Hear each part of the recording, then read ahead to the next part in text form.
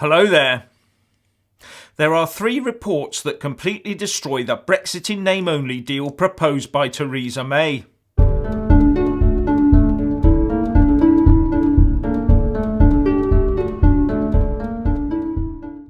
There are at least 3 extremely damning reports circulating the web that show just how incredibly awful Theresa May's Chequers-based Brexit in Name Only deal really is.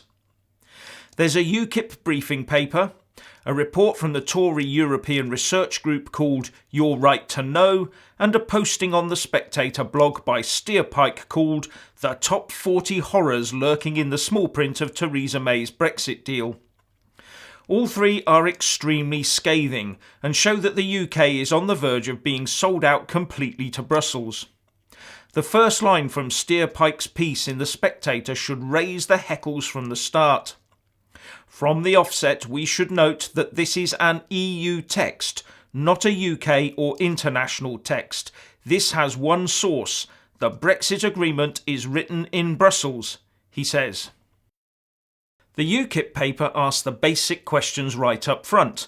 Can the UK claim to be an independent state if this transition period is likely to be permanent, the UK can't act in its own right in international organisations, has taxes and tariffs imposed on it, removes democratic representation, places the UK under the jurisdiction of a foreign court, and also gives away control over our own armed forces?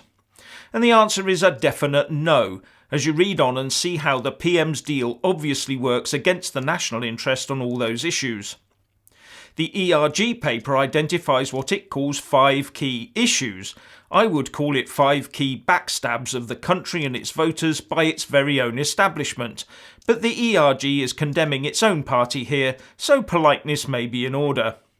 The 5 key issues are: we would hand over £39 billion of taxpayers' money with nothing guaranteed in return.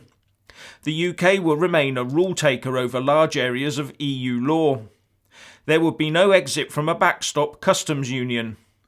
The agreement creates internal borders within the UK as Northern Ireland becomes isolated from the rest of the United Kingdom.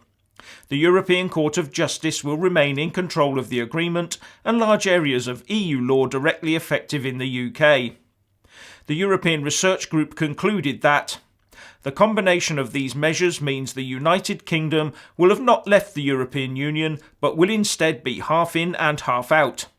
This will mean that we will become a vassal state, many of whose laws will have been created abroad and over which we have no influence. This is completely against the spirit of the 2016 referendum, in which 17.4 million UK citizens voted to leave the European Union. Now, Theresa May, in defence of this, says that this agreement is not the final ongoing relationship, that this withdrawal agreement is just about getting us through the transition period, or what she calls the implementation period, and then out, and that we will be establishing the final ongoing relationship in the months after March the 29th next year until the end of the implementation period. But if we can't leave the implementation or transition period without EU approval, then it does not matter what relationships we try to negotiate, will it? Because they, the EU and our own establishment, will always ensure the end relationship is worse than the transition, in the full knowledge they have us locked down.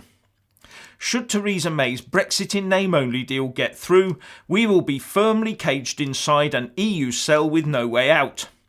We will be trapped in the foyer of the Hotel Brexifornia, having signed a contract that only allows us to leave when the hotel staff have finished packing our bags and brought them down, taken years to clean our room to their own satisfaction, located our own car and brought it to the front entrance, and finished writing up our ever-increasing bill. And we will have to keep on paying all that they demand of us while we're stuck in that foyer. Sounds like we're being taken for a right old ride, doesn't it?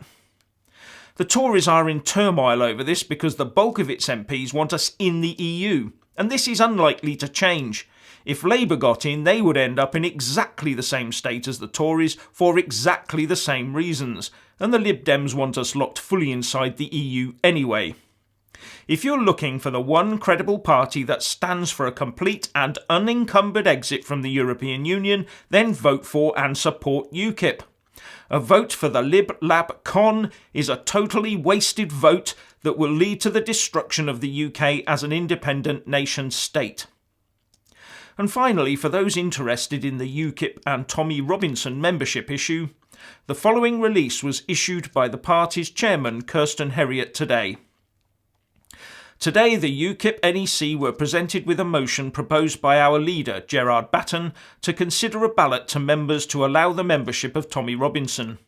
The NEC voted to defer the motion in light of the recent Brexit negotiations. The NEC passed the following motion.